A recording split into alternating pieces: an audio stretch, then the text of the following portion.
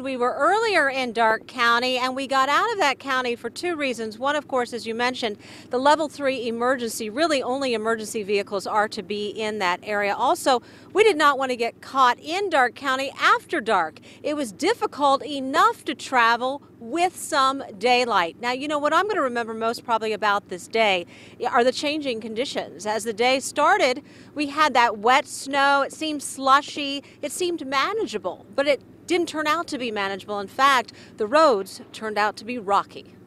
We didn't even use it at all last year. In fact, we had some problems with it because that it hadn't been used. We had to do some work on it last week to get it ready. But yeah. So do you get excited on a day like today? Oh yeah, I love it.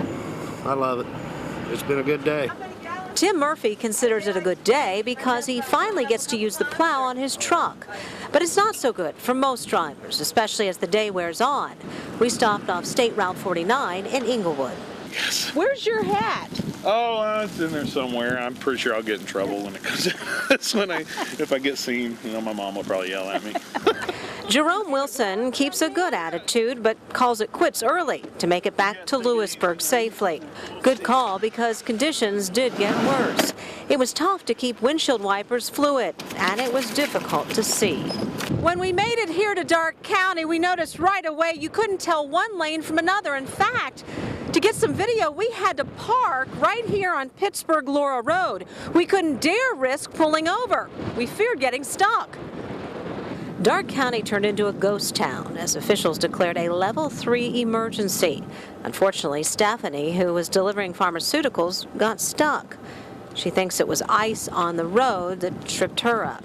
I don't know, because I was driving really slow.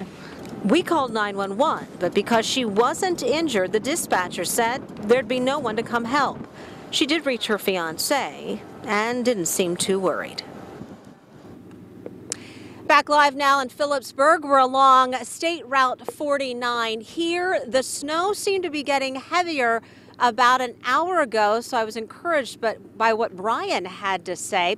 Now, coming up at 6, we found a very heartwarming story. We think that if you need some uplifting tonight and some warmth, you're going to get it with our story out of this very community, Phillipsburg. Reporting live, Pam Elliott, 2 News.